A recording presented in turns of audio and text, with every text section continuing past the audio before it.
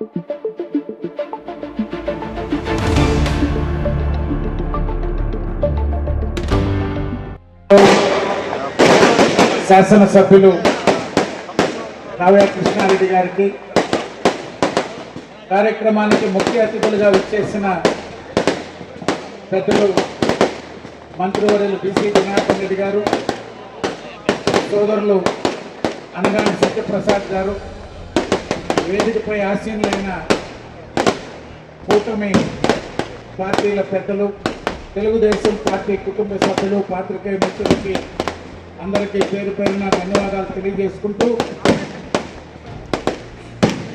కృష్ణారెడ్డి గారు ఏర్పాటు చేసినటువంటి కార్యక్రమం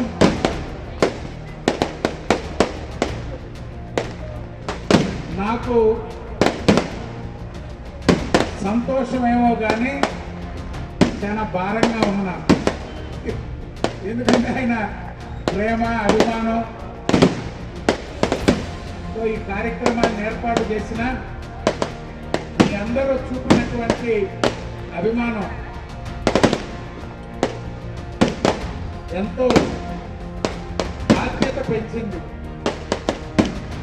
ఎందుకంటే కొన్ని విషయాలు నేను బయట చెప్పను కూడా, కానీ ఈరోజు ఇద్దరు నా ఆత్మీయులు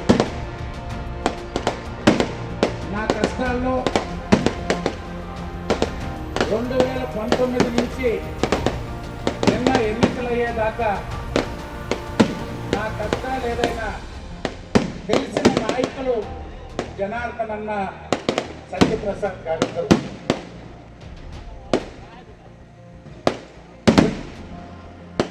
చాలా మంది నేను ఎందుకు పోటీ చేయలేదా అనే దానికి అనేక అనుమానాలు ఉన్నాయి. 4 సంవత్సరాలు నాకు ఒక శీల పరీక్ష అయిపోయింది. నిజంగా నా జీవితంలో నేను ఈ 4 సంవత్సరాలు ఎదుర్కొన్న అనుమానాలు, నేను ఎంత నిజాయితీగా పనిచేసినా, పార్టీ కోసం ఏ నిర్ణయం తీసుకున్నా దాని వెనక ఏదో అపోహలు, చాలా మందికి తెలియని విషయాలు. అందుకే ఈరోజు మీతో పంచుకోవాలని కొన్ని చెప్తున్నా. కృష్ణారెడ్డి గారు కావలి కోరల,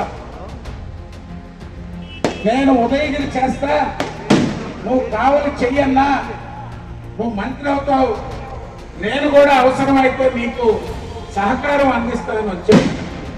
జనార్దన్ అన్న, ఏంటి ప్రభుత్వం రాబోతుంది, నేనుండాలి వెనక, మా కోసం ఇంత కష్టపడుతున్నావు, ఇక్కడ వచ్చి నువ్వు పోటీ చేయని నన్ను పదే పదే చెప్పాడు.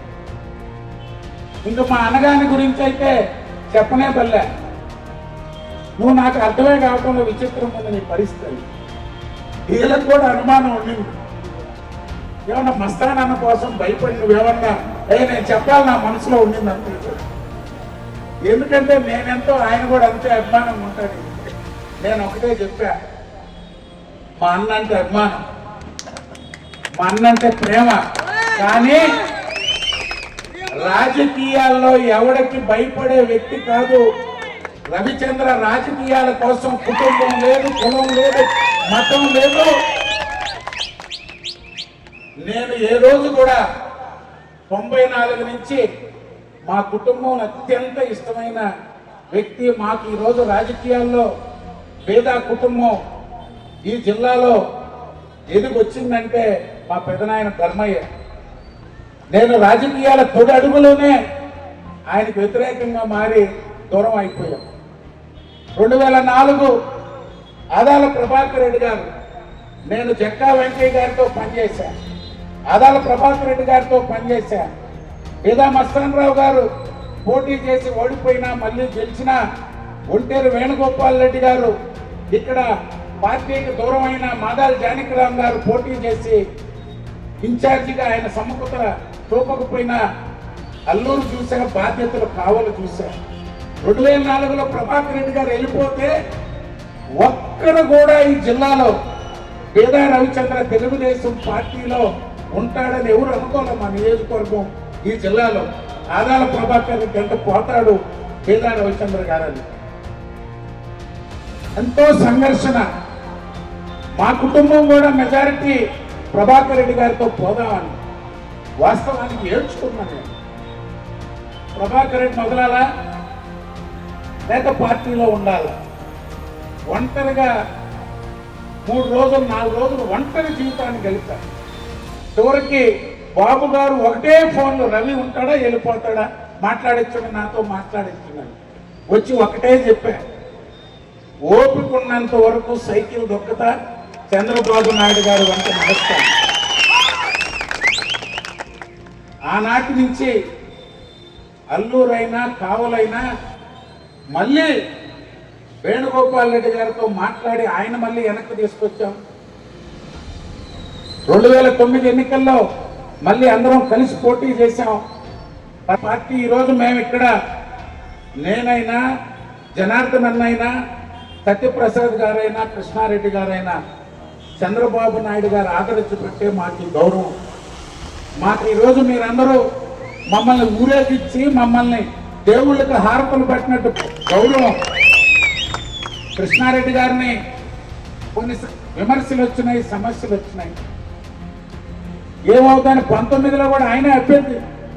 మస్తానరావు గారు ఎంపీగా పోటీ చేసినప్పుడు ఆయన ఉదయగిరి అంటే నేను కావలి బతిమలాడు పట్టుకొచ్చి అక్కడ మళ్ళీ రామారావు గారు వచ్చి నేను పోటీ చేస్తానంటే మస్తానరావు గారు ఎంపీ అన్నారు.